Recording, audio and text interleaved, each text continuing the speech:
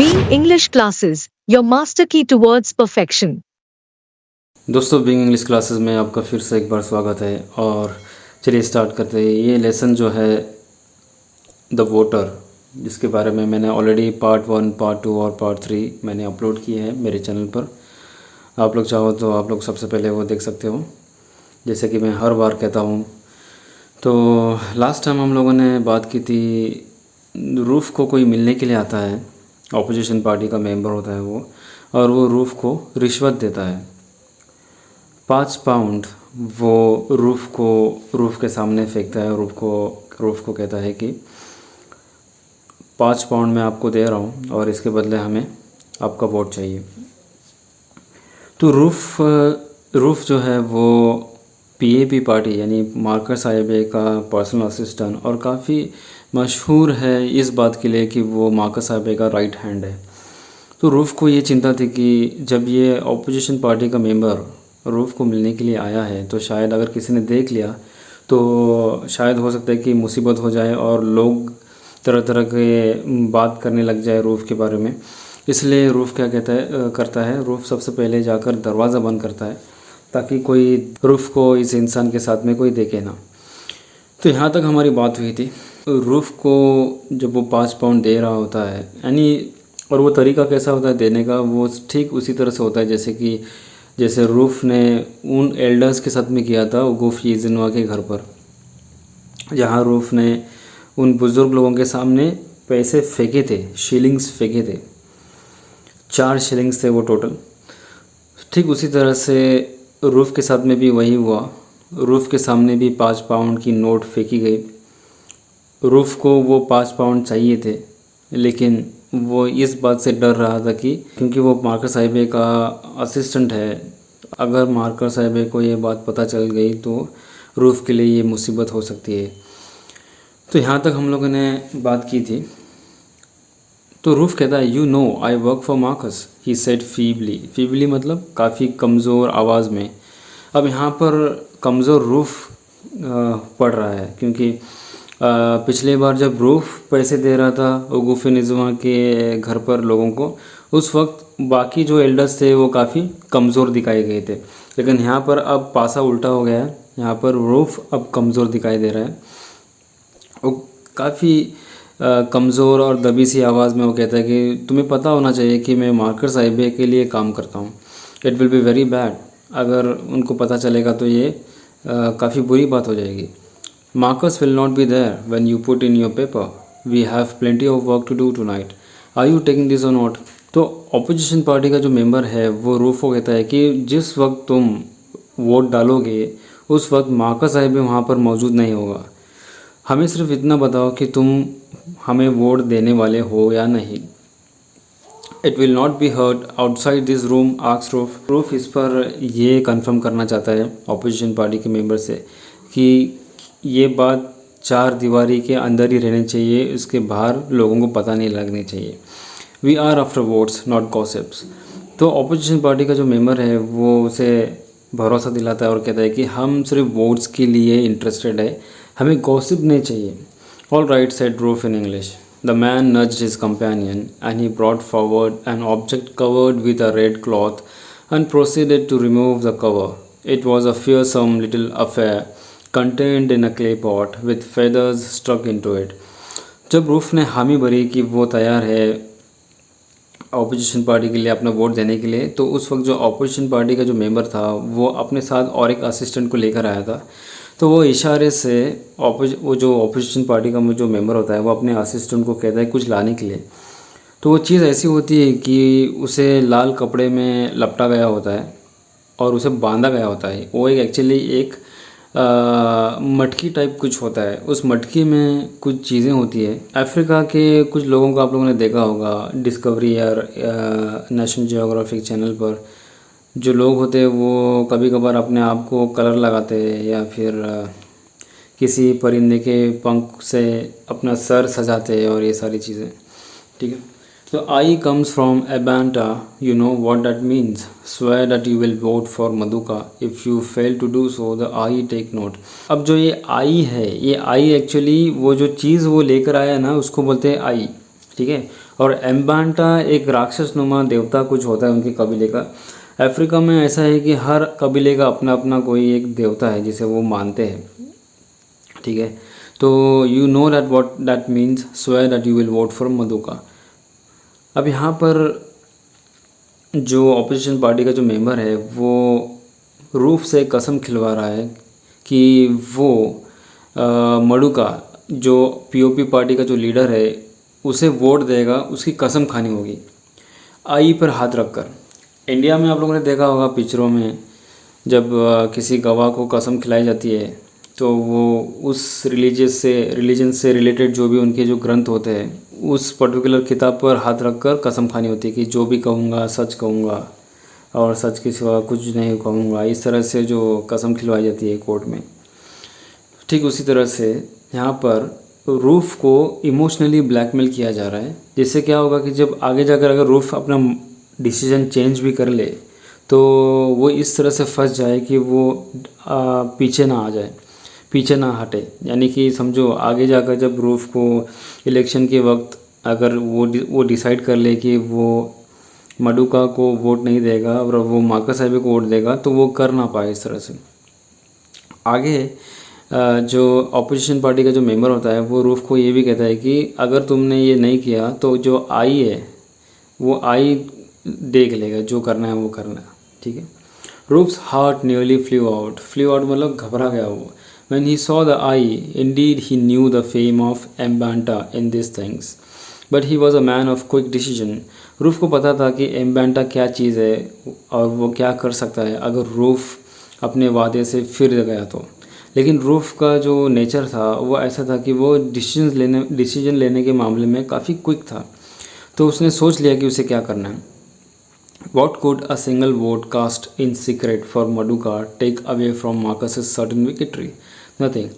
तो रूफ कुछ इस तरह से सोचता है कि मेरा एक वोट अगर मैं ऑपोजिशन पार्टी को दे दूं तो इससे मार्कर साहिब के जीत में कोई फ़र्क नहीं आएगा। ठीक उसी तरह से जैसे कि अगर समुंदर से मैं अगर एक लोटा निकालूं तो समुंदर के पानी में कोई कमी नहीं होगी, ठीक है।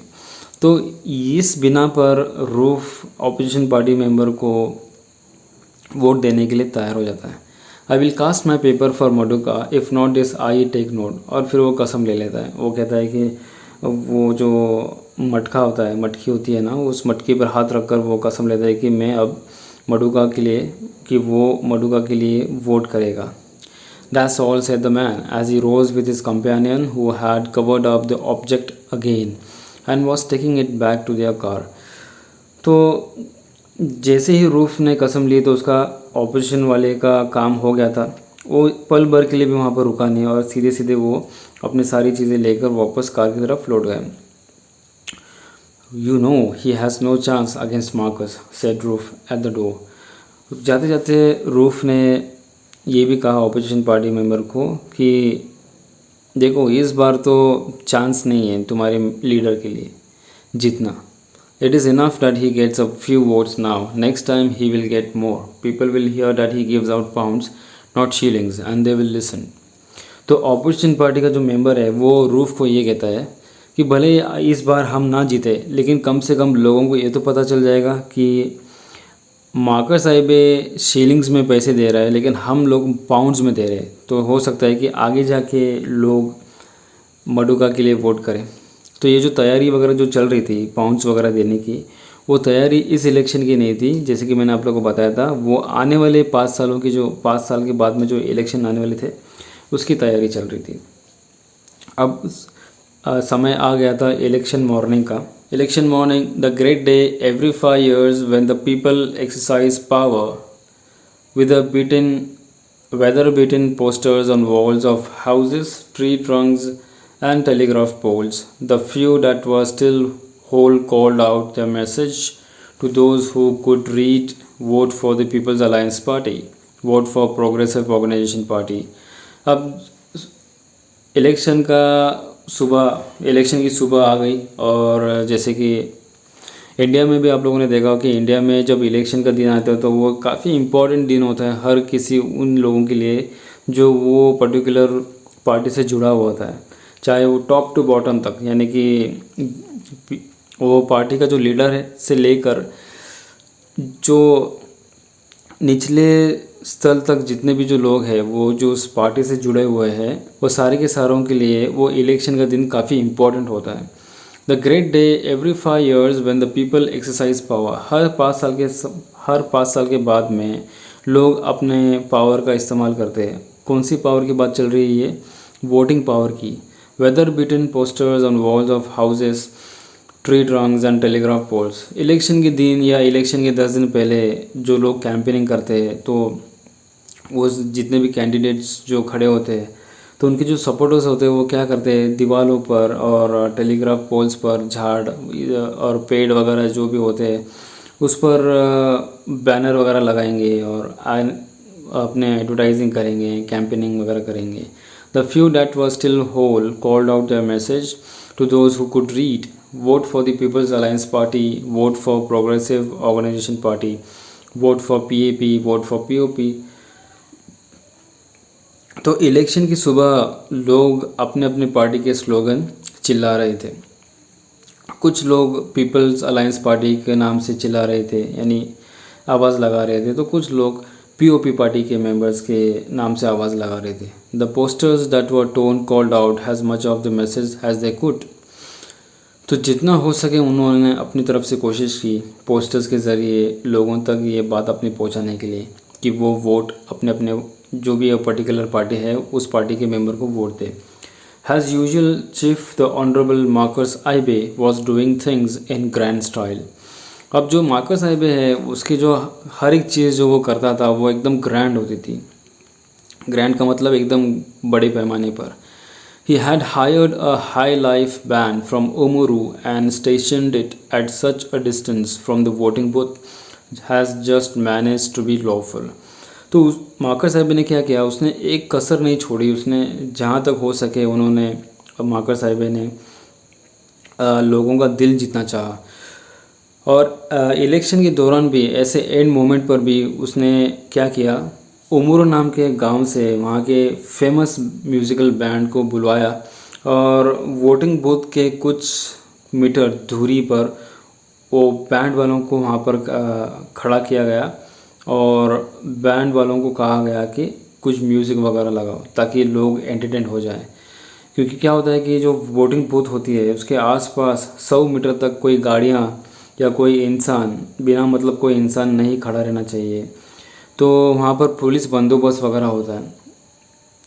100 मीटर 200 मीटर के दायरे से बाहर आप लोग जो चाहो वो कर सकते हैं, लेकिन उस दायरे के अंदर आप लोग कुछ नहीं कर सकते।